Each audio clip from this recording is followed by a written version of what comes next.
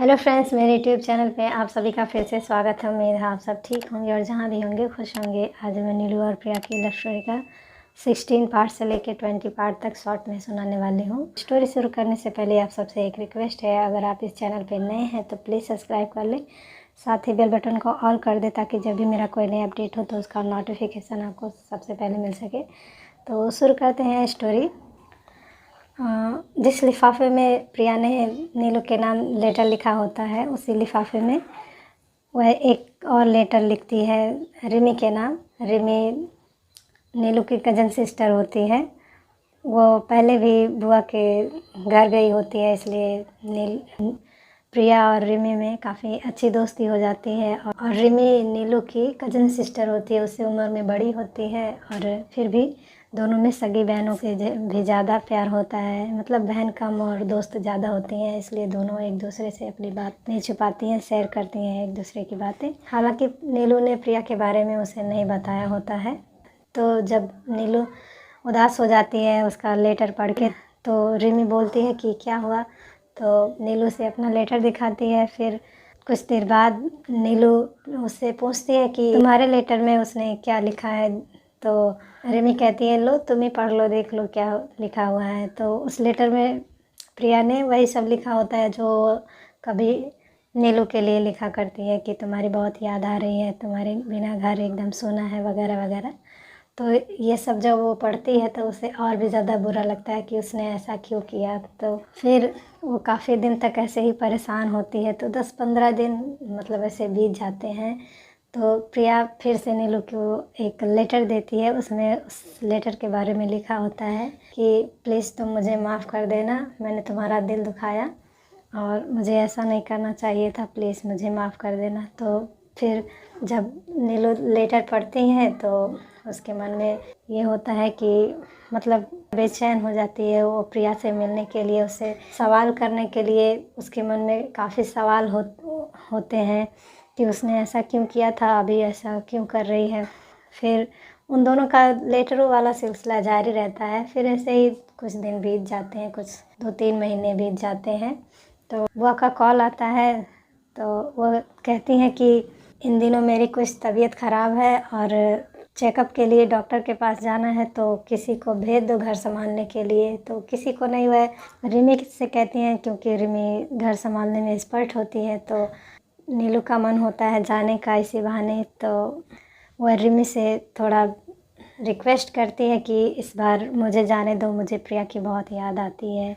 तो ऐसे ही उसको कन्विंस करती है रिमी को कि तुम मत जाओ, मुझे जाने दो। तो ये सब बातें जब वो रिमी सुनती है तो बोलती है कि घर वाले मानेंगे।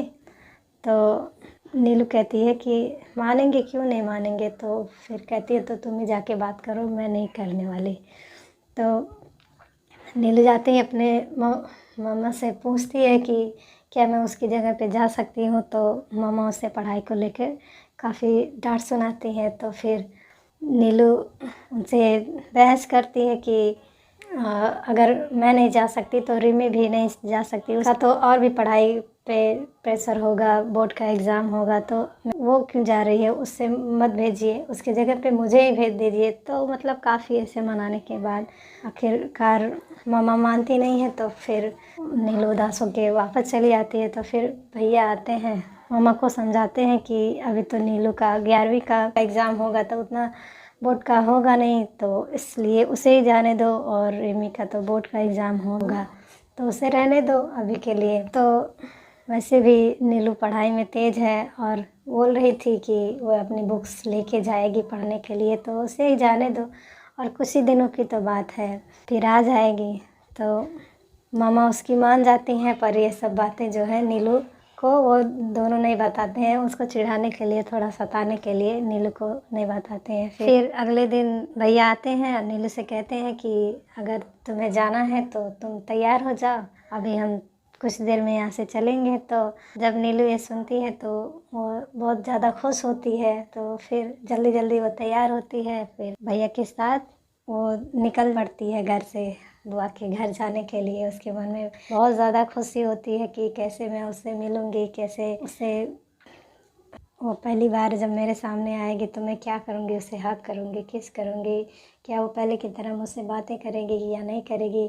और फिर उस लेटर के बारे में सोचने लगती है कि उसने ऐसा लेटर में क्यों कहा कि मुझे छोड़ दो, मुझे भूल जाओ। तो ऐसे ही मतलब उसके मन में उत्साह भी होता है, सवाल भी होता है, और फिर ऐसे लगता है कि उसका जो घर होता है कितनी दूर हो गया, उसका रास्ता ही ख़त्म नहीं होता है। ऐसे ही सोचते सोचते नीलू बुआ के घर पहुंचती है तो इधर प्रिया अपने फैमिली के साथ बैठ के मूवी देख रही होती है कॉमेडी वाली। तो कुछ देर के लिए वो बाहर आती है किसी काम से। जब वो अचानक सामने से नीलू को देखती है तो चौंक सी जाती है, और मारे खुशी के उसको काम याद नहीं होता कि वो किस काम के लिए आई थी, और जल्दी से आके नीलू के बगल में ऐसे खड़ी हो जाती है उसका हाथ पकड़ के।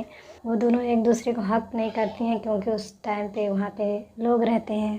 तो नीलू प्रिया को साथ लेकर बुआ के पास आती है, उनका हाल चाल वगैरह पूछती है कि तबीयत वगैरह कैसा है। तो बुआ बताती है कि ठीक है। तो जब नीलू बुआ से बात कर रही होती है तो प्रिया कहती है कि चलो मेरे यहाँ मुझे तुमसे कुछ बात करनी है। तो नीलू बुआ का फेस देखती है तो बुआ समझ जाती है कि दोनों के बीच की फ्रेंडशिप इतनी गहरी होती है, इसलिए वो हंस के कहती हैं कि अच्छा ठीक है जाओ।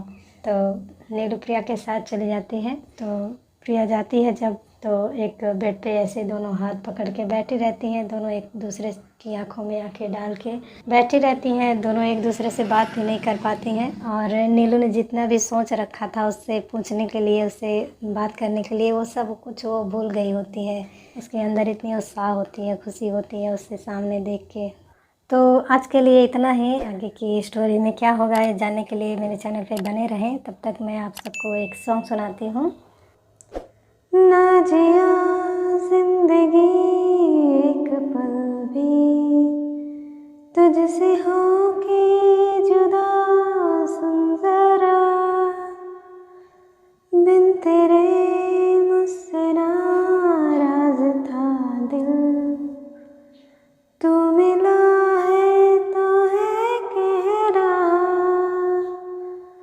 मैं तो तेरे रंग में रंग चुकी हूँ, बस तेरी बन चुकी हूँ, मेरा मुझ में कुछ नहीं सब तेरा, मैं तो तेरे ढंग में ढल चुकी हूँ, बस तेरी बन चुकी हूँ, मेरा मुझ में कुछ नहीं सब तेरा, सब तेरा, सब तेरा। कुछ भी नहीं है ये जहाँ, तू है तो है इसमें जिंदगी, अब मुझको जाना है कहाँ, कि तू ही सफ़र है आखिरी, कि तेरे बिना जीना मुमकिन नहीं, न दिन कभी मुझको तू फासले, मैं तुझको कितना चाहती हूँ, ये तू कभी सोच ना सके, तेरे लिए दुनिया छोड़ दी है, तुझ पे ही सांस आके रुकी, मैं तुझको कितना चाहती हूँ, ये तू कभी सोच ना सके। अभी के लिए bye bye and take care.